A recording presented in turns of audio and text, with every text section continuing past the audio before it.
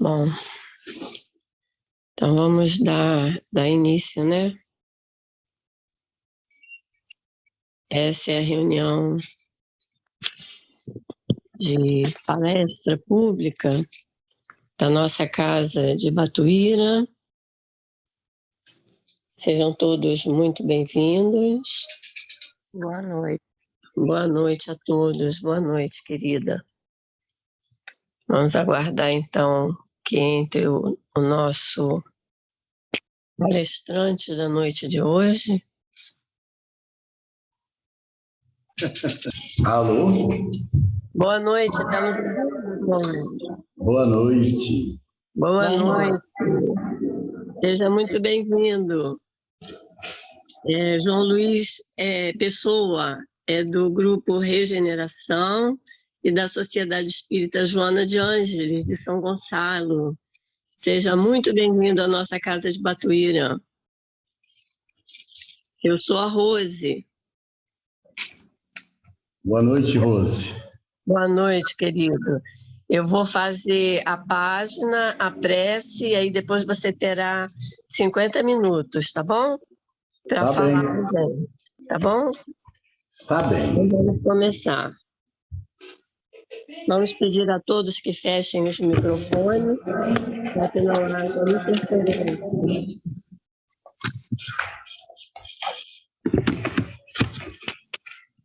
Então, do livro Mais Luz, Francisco Cândido Xavier, pelo Espírito Batuíra. A página é o número 19, a lição 19, não a página, a lição, intitulada Salário. Cada um de nós tem o seu arado no solo do planeta. A obra do bem se encontra ao nosso dispor para que lhe prestemos serviço quanto quisermos, como quisermos, onde quisermos e com quem quisermos, nos padrões da consciência tranquila. Não olvidemos isso. Desse modo, cada trabalhador pode aumentar infinitamente o seu próprio salário. Agradeçamos a Jesus e trabalhemos. Então, vamos elevar os pensamentos a Jesus, a Deus, a Jesus, a essa espiritualidade amiga que nos acompanha, que nos trata, nos cuida, e rogar para que os trabalhos dessa noite transcorram com muita paz, que o nosso convidado, o amigo João Luiz, possa ser inspirado por essa equipe de trabalhadores tão benevolentes. Te agradecemos, Senhor, por mais essa oportunidade de estarmos juntos na Casa de Batuíra para o nosso aprendizado. Que assim seja, graças a Deus. Está com você, querido amigo. É uma alegria imensa estar com vocês, poder falar através desse recurso extraordinário que tem nos ajudado tanto nesses dias difíceis de pandemia. A Casa de Batuíra é uma casa que está no nosso coração já há muito tempo e que temos um imenso apreço pelos trabalhos que vocês realizam nessa casa. No início do século IV da era cristã, Roma acreditava que os cristãos eram uma grande ameaça para o Império Romano. Sob o governo do imperador Tertuliano, as maiores perseguições aos cristãos foram realizadas nesse período, onde, por todos os recantos em que o Império Romano dominava, eles perseguiam os cristãos implacavelmente. E no norte da África, existia um pregador que incomodava muito Roma à distância. esse pregador era Policarpo. Segundo Petitinga, no livro Entre Dois Mundos, ele era um dos mais vibrantes divulgadores do Evangelho, ao ponto de incomodar a capital de Roma. E eles, então, como agiam em todos os recantos da terra, tentando neutralizar o cristianismo que crescia, eles mandaram prender Tertuliano. O que aconteceu?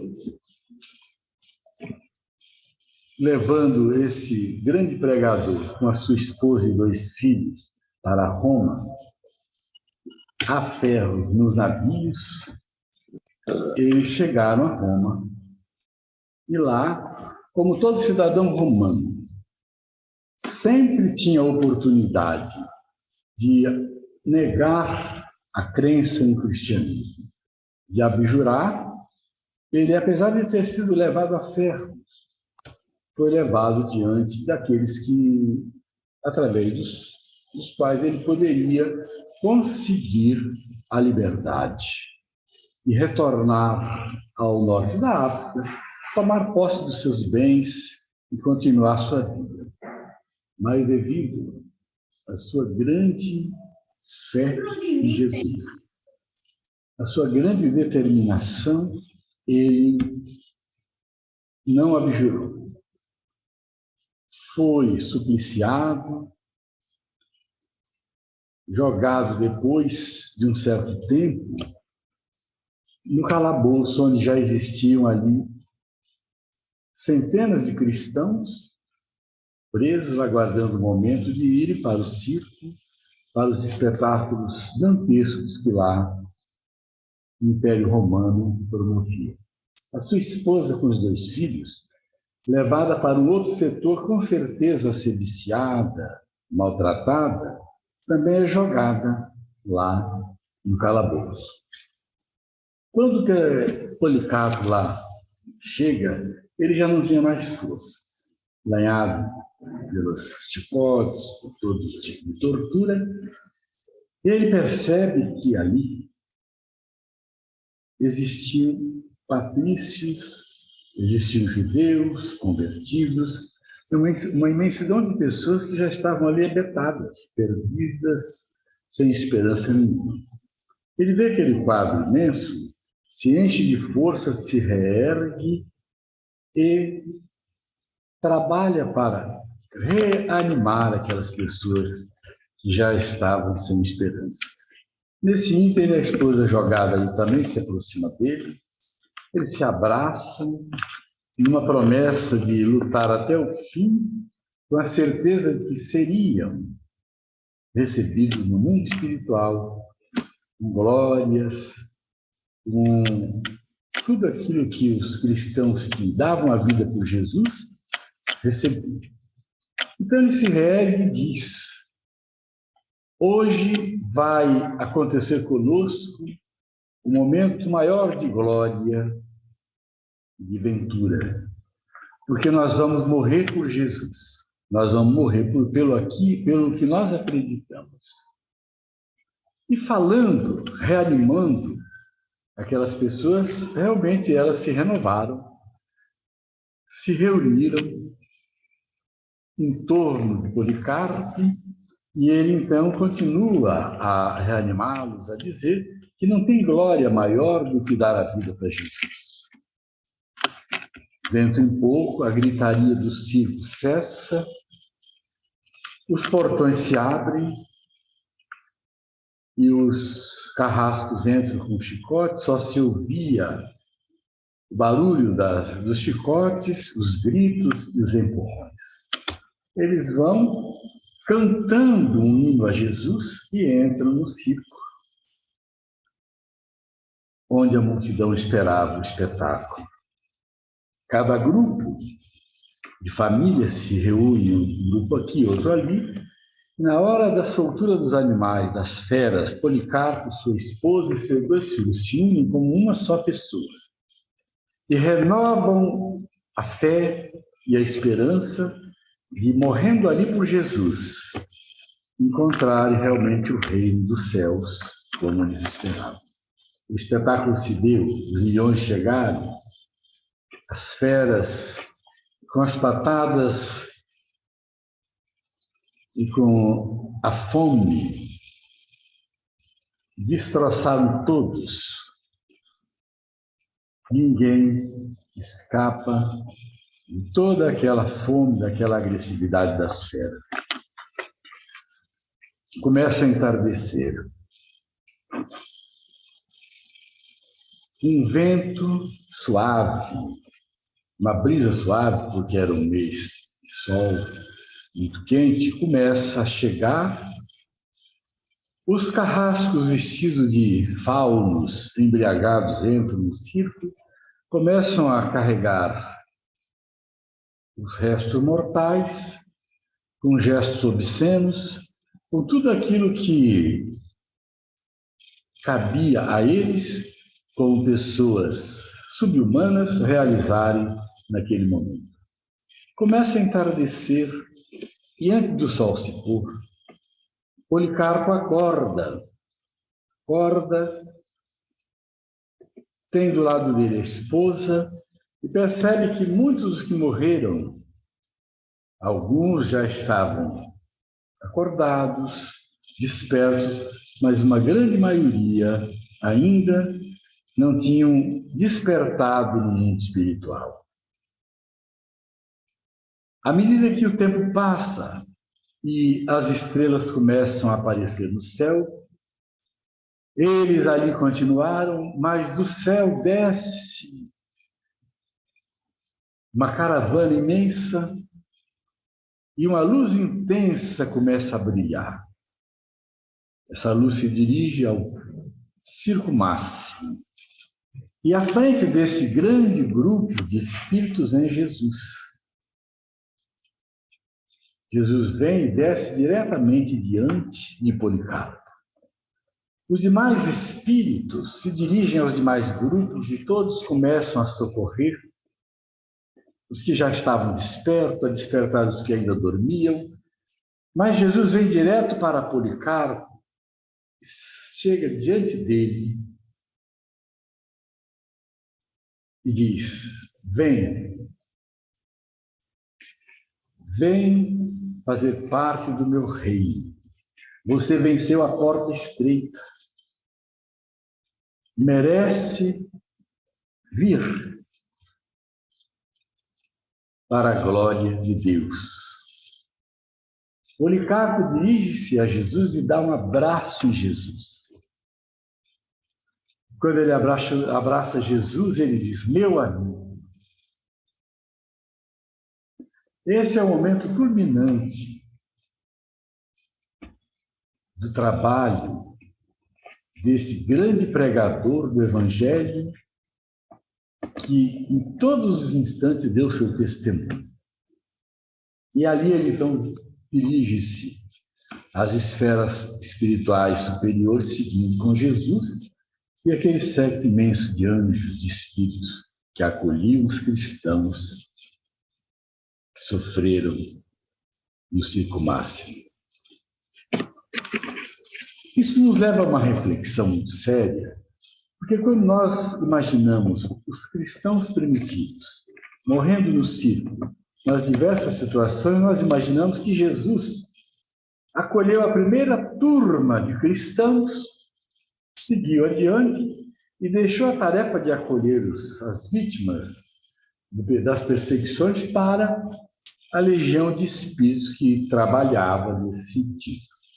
Mas nós verificamos que Jesus, durante todo esse tempo, ele veio ao encontro dos cristãos que davam testemunho, que davam a vida, que eram os seus amigos pregando o Evangelho aqui no plano físico, continuando a sua obra. Então, esse espírito Policarpo, que no livro Entre Dois Mundos é chamado de o amigo de Jesus, não é o único amigo de Jesus.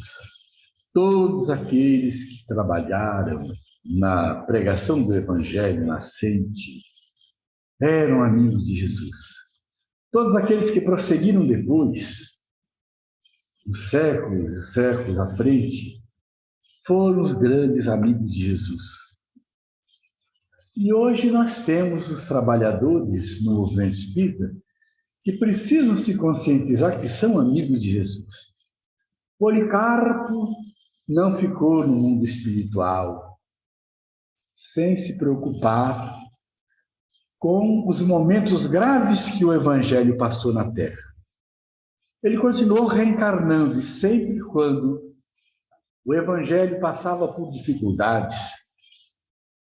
quando a palavra de Jesus passava por momentos de desvirtuamento, de deturpações, ele reencarnava e vinha defender a pureza dos ensinos de Jesus. E a sua última reencarnação foi no Brasil, e foi como espírita. E deixou aqui um grande legado. Claro que foi num momento também em que houve necessidade de se defender a pureza da doutrina espírita, de dar ênfase à divulgação do espiritismo, de se trabalhar com mais afinco para que o espiritismo ganhasse cidadania, como fala Kardec. Hoje, Jesus tem muitos amigos, não só na seara espírita, tem nos outros segmentos da filosofia, da religião e até da ciência, onde os homens vêm à Terra para promover o crescimento do planeta, onde a ética e a moral muitas vezes estão sofrendo abalos. Mas nós, no Espiritismo, devemos nos considerar amigos de Jesus. Devemos nos ver como amigos dele. E nós temos o direito de ter essa intimidade com Jesus. E como é que nós vamos sentir essa intimidade com Jesus? É na perseverança do trabalho, no engajamento da divulgação do Espiritismo, na vivência do Espiritismo, principalmente, fazendo com que as casas espíritas sejam os verdadeiros núcleos da divulgação do Evangelho. E quais as características que nós deveremos ter para sermos considerados amigos de Jesus? São muitas, mas se nós as tivermos em pequena escala, já somos amigos dele. E ele precisa de nós. Nós costumamos lembrar que se o Espiritismo é o Consolador prometido, ele já chegou, já aconteceu o seu advento. Se ele já está crescendo na Terra, já está ganhando cidadania, e nós estamos trabalhando no Espiritismo, e as casas espíritas são os núcleos onde se estuda o Espiritismo, com certeza o olhar de Jesus para as casas espíritas, para o movimento espírita na Terra, é um olhar muito carinhoso, é um olhar muito amoroso. E ele tem, sim, um olhar especial para nós. O que é que nós devemos fazer? A primeira coisa é dar o testemunho de fidelidade ao trabalho. E essa fidelidade requer vários aspectos de vivências. Não é só se dizer espírita. Não é só comparecer à casa espírita uma vez por semana. Não é só ficar perto, porque muitos até hoje ainda seguem Jesus de longe. É seguir Jesus de perto, na ação do bem. Mas principalmente preparando os espíritas de amanhã, estudando a doutrina corretamente. Como ela precisa ser estudada, com perseverança, com continuidade, com assiduidade, como ensina Allan Kardec. Muitos se dizem espíritas, mas não merecem se dizerem amigos de Jesus. O amigo de Jesus é aquele que pode ser chamado de homem de bem. Quais são as características do homem de bem? É o que nós já podemos começar a desejar a ser. No Evangelho segundo o Espiritismo, no item 3, do capítulo 17, Sede Perfeito, nós temos o item O Homem de Bem. São vários parágrafos que, se nós já tivermos enquadrados em alguns, ou pleiteando viver como Kardec nos negou, nós já estaremos com o direito de dizer: eu sou amigo de Jesus. Vejamos o que Kardec nos recomenda aqui para que sejamos homens de bem. Ele diz assim: o verdadeiro homem de bem é o que cumpre a lei de justiça, de amor e caridade na sua maior pureza. Ora, se nós não podemos fazer com toda a pureza, nós temos que nos aproximarmos. Quando Policarpo foi preso e foi convidado a abjurar, supliciado para abjurar, ele não negou Jesus. Quando Joana de Cusa foi colocada no poste, com a lenha umedecida de óleo, para ser queimada, ela não abjurou. Quando Zaqueu recebeu Jesus no seu lar, no outro dia, quando Jesus partiu com os apóstolos, ele perguntou: eu posso ir com vocês? E Jesus aceitou que sim. Então ele foi. E disse que nunca mais deixou de seguir Jesus. Então, quando nós conhecemos Jesus, não podemos mais deixar de seguir. De perto, porque a maioria segue de longe. Seguir Jesus de longe é ficar na acomodação, morno, como nos ensina Paulo, em cima do muro na linguagem moderna. Aqueles que seguem Jesus têm que seguir de perto, trabalhando, se engajando, procurando servir mais, procurando maior engajamento na casa espírita e, consequentemente, no movimento espírita. Mas praticar a lei de justiça, amor e caridade na sua maior pureza é algo que nós vamos alcançar mais lá na frente. À medida que nós nos dedicarmos, continuarmos dando testemunho, enfrentando as intempéries no sentido moral, as intempéries no sentido material, porque qualquer coisa às vezes afasta a pessoa da tarefa. Qualquer probleminha que acontece, a pessoa se afasta. E as justificativas nem sempre são plausíveis. Continuando aqui, se ele interroga a consciência sobre seus próprios atos, a si mesmo perguntará se violou essa lei. Se não praticou o mal, se fez todo o bem que podia, se desprezou voluntariamente alguma ocasião de ser útil, se ninguém tem qualquer queixa dele, enfim, se fez a outro tudo o que desejara que fizesse. Ora, como é que eu posso dar testemunho se eu não busco seguir o máximo possível as regras?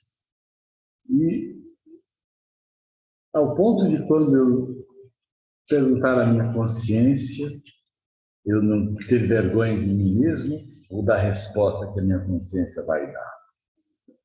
E o homem que pode se dizer amigo de Jesus, ele deposita fé em Deus, na sua bondade, na sua justiça, na sua sabedoria. Sabe que sem a permissão de Deus, nada acontece. Tem fé no futuro, portanto, enfrenta todas as dificuldades que se apresentam no dia a dia, que são muitas as dificuldades. sabe que todas as vicissitudes da vida são necessárias, são em função do momento que nós passamos na Terra e em função da nossa necessidade kármica, da nossa necessidade evolutiva. Não tem medo das dificuldades, enfrentas com a cabeça erguida. Possuído do sentimento de caridade e de amor ao próximo, faz o bem pelo bem, sem esperar paga alguma. Retribui o mal com o bem.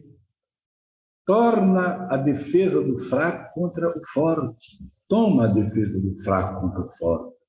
E sacrifica sempre seus interesses à justiça.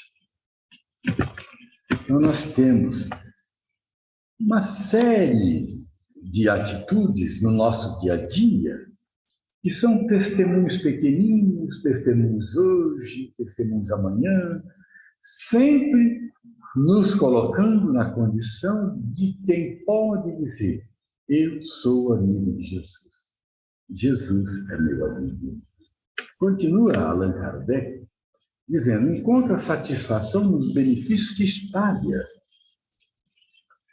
nos serviços que presta, no fazer ditosos os outros, nas lágrimas que enxuga, nas consolações que prodigaliza aos aflitos. Seu primeiro impulso é para pensar nos outros. Antes de pensar em si, é para cuidar do interesse dos outros antes de pensar no próprio interesse. O egoísta, ao contrário, calcula os proventos e sempre age em favor de si mesmo. O egoísta não é amigo de Jesus. O orgulhoso não é amigo de Jesus. O vaidoso não é amigo de Jesus.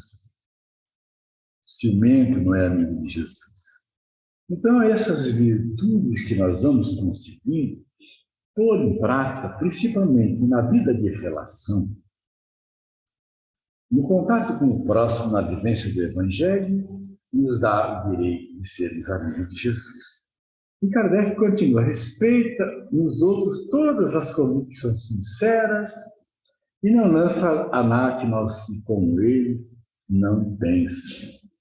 Em todas as circunstâncias, toma por guia a caridade, tendo como certo que aquele que prejudica a outro com palavras malévolas, fere com seu orgulho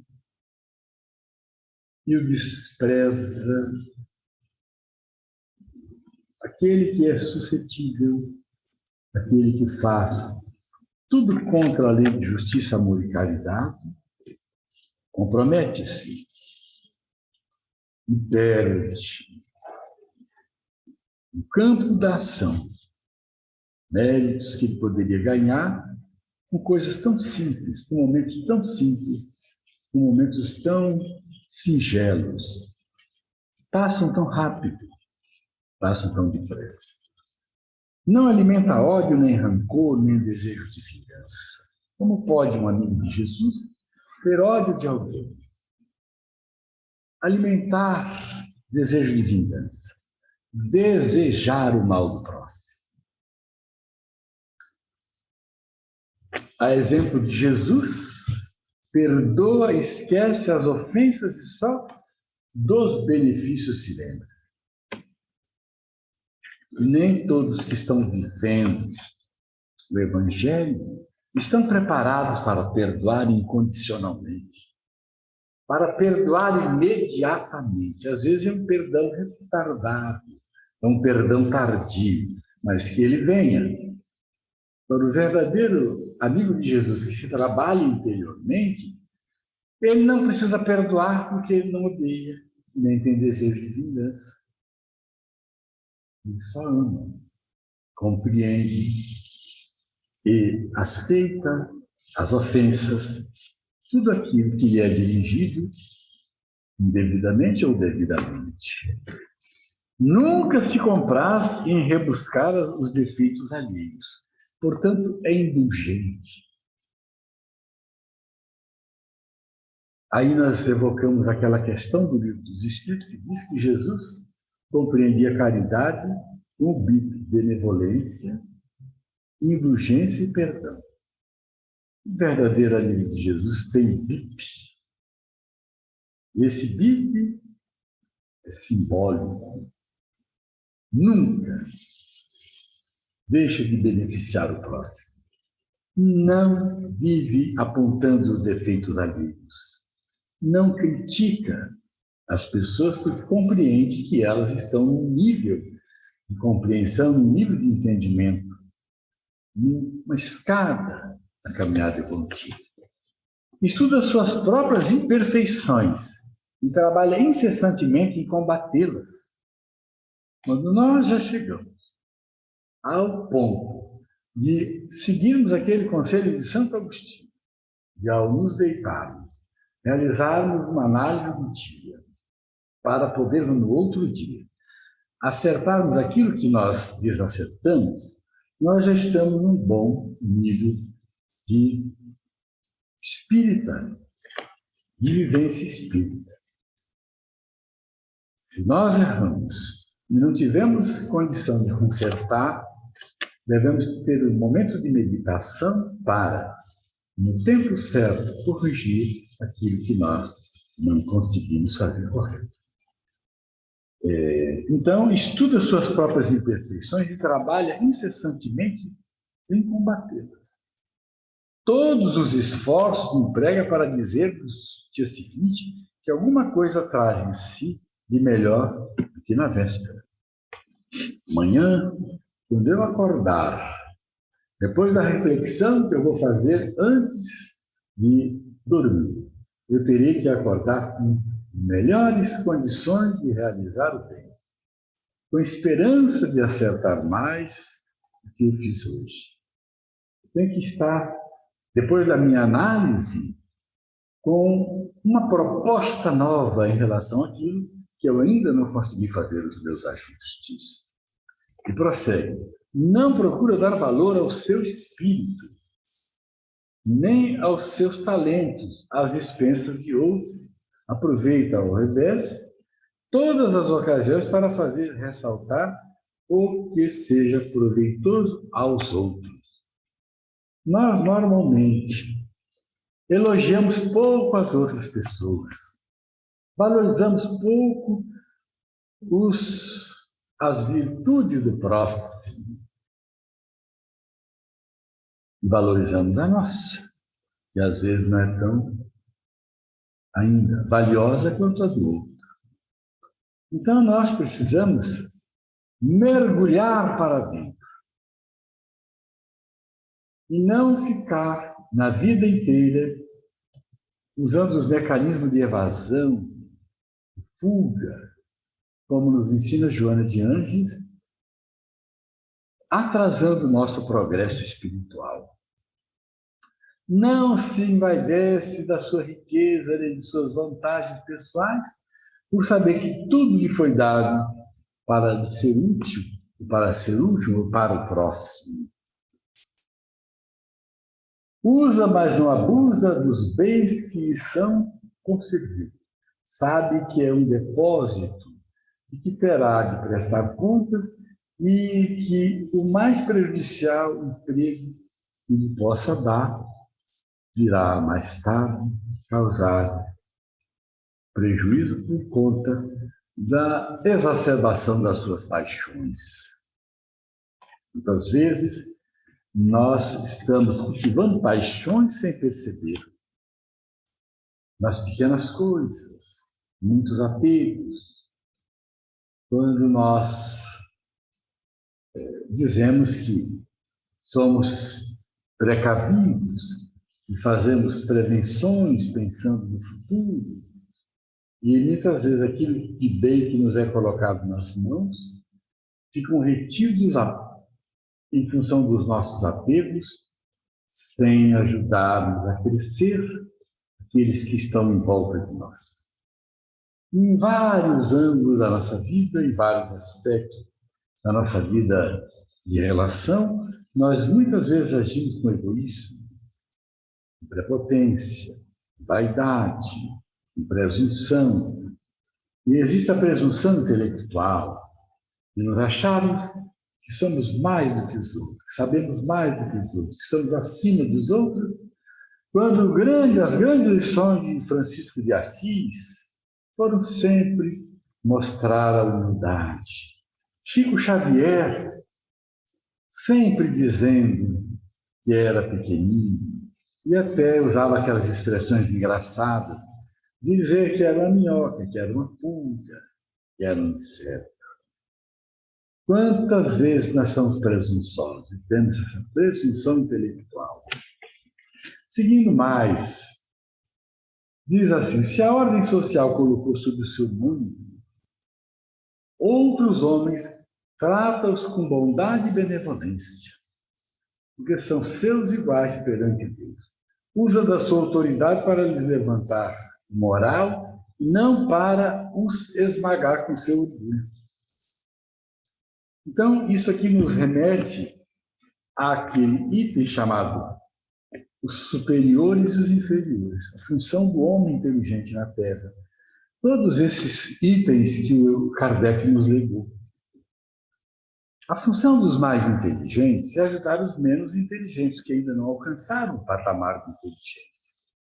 Os que estão numa condição superior de mando, temporariamente, é para trabalhar para o bem daqueles que estão esmagados pela sociedade, que estão em condições precárias, e não para a satisfação das suas vaidades. Então, usa da sua autoridade para levantar o moral, não esmagar o próximo. Evita tudo quanto lhes possa tornar mais penosa a posição subalterna em que se encontra. Muito pouco exercitado isso. Muito pouco, em todos os arraiais da vida humana. Os superiores sempre esmagando os inferiores. Poucos agem com sabedoria, poucos agem com amor e sabedoria quando exercem a autoridade. O subordinado, por sua parte, tem que compreender os deveres de posição que ocupa e se empenhar em cumpri-los conscienciosamente. Lembrando que, se está numa posição de subordinado hoje, com certeza já esteve numa posição superior no passado. Finalmente, diz Kardec, o homem de bem respeita todos os direitos que os seus semelhantes dão às leis da natureza, como quer que sejam respeitados os seus. Não ficam assim enumerados, diz Kardec, todos os itens do homem de bem, mas tem muitos mais. O amigo de Jesus, ele é trabalhador do Evangelho. Ele tem no Evangelho a sua segurança. Sua meta é trabalhar para o próximo. A sua fidelidade é um dos maiores objetivos para colaborar com Jesus na obra do bem. Então, ele tem que reunir, aos poucos, o senso claro do amor, da lei de justiça, de amor e caridade, e agregar em tudo aquilo que ele faz a máxima fidelidade ao Mestre Jesus, ao governador do nosso planeta, aquele que nos legou o Evangelho e continua com o olhar voltado para nós, com o olhar voltado para a Terra, com o olhar voltado para o movimento de transição, esse momento tão importante, onde ele precisa tanto de todos nós, onde ele precisa tanto do empenho das casas espíritas, do empenho de todos, fortalecendo o movimento espírita, para que o espiritismo ganhe cidadania, chegue aos corações de todas as pessoas. Então, Jesus conta com um bem maior de todos nós, uma dedicação maior à causa e à casa, para que um dia nós possamos ser recebidos no mundo espiritual pelos mentores amigos que estarão representando Jesus, e que chegarão dizendo: o seu amigo te espera, e manda dizer que você atravessou a porta estreita e pode usufruir das bênçãos do reino, que é um estado de espírito, um estado íntimo, e que, em breve, tarefas maiores lhe serão concedidas para que você possa crescer e ajudar a Terra a chegar à era de regeneração mais rápida, mais tarde a mundo feliz. Que nós possamos buscar esse direito de dizer com toda segurança: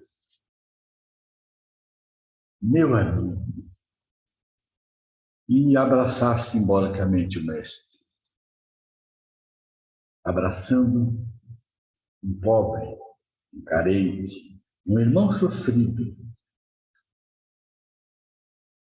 passando para ele confiança, segurança e as suas próprias energias, como Bezerra de Menezes abraçou o pobre, febril, enfermo, e buscou na Federação Espírita Brasileira, numa noite chuvosa, aguardando-o para pedir-lhe alguma ajuda para sua esposa e seu filho, que em casa estavam enfermos e famintos.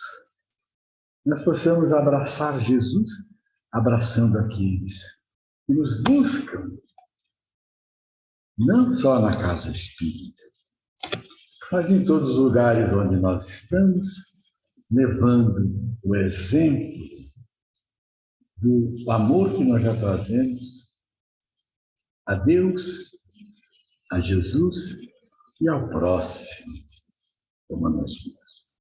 Muita paz a todos, que esta casa possa progredir, florescer no trabalho do bem.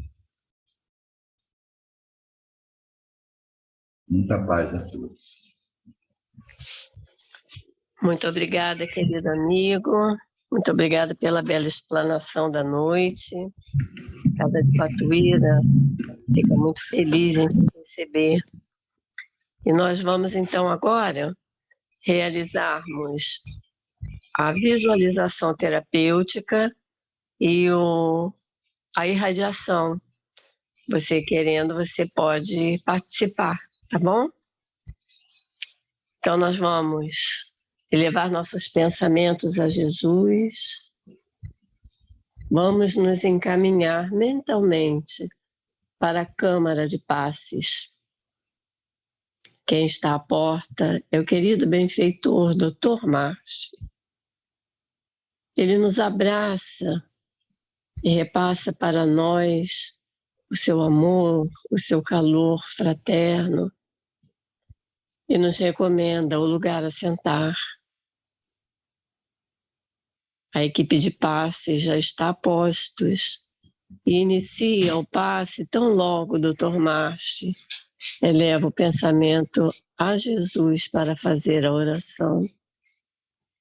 E ele roga a Jesus que nesse momento se derrame da farmácia divina sobre todos nós os fluidos necessários à recomposição celular, que atinge, em primeiro lugar, o perispírito, e se reflete no corpo físico, nos transmitindo muita paz, muita serenidade, nos dando um novo ânimo para continuarmos na luta.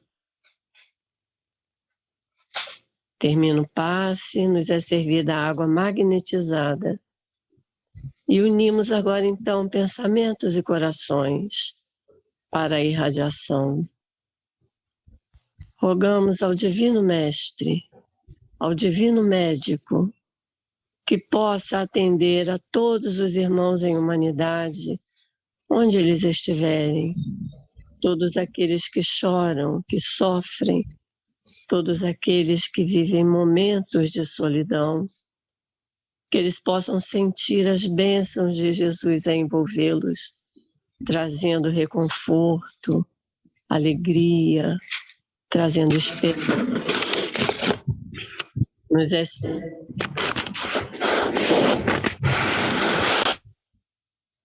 Rogamos também agora ao Divino Amigo Jesus, que todos os irmãos que estão com os nomes em nossa casa espírita possam receber as bênçãos desse momento, os fluidos benéficos recaindo sobre cada um deles. Rogamos por todos nós que estamos nos beneficiando com esse momento de palestra, de conhecimento, de confraternização, de união. Rogamos a Jesus que nos abençoe a todos, abençoe nossos lares, nossos familiares, que possamos todos seguir o mesmo caminho que Ele tão bondosamente nos indicou, o caminho do bem, do amor ao próximo. Que Jesus possa abençoar a todos nessa noite. Muito obrigada, Divino Amigo. Permanece conosco hoje e sempre.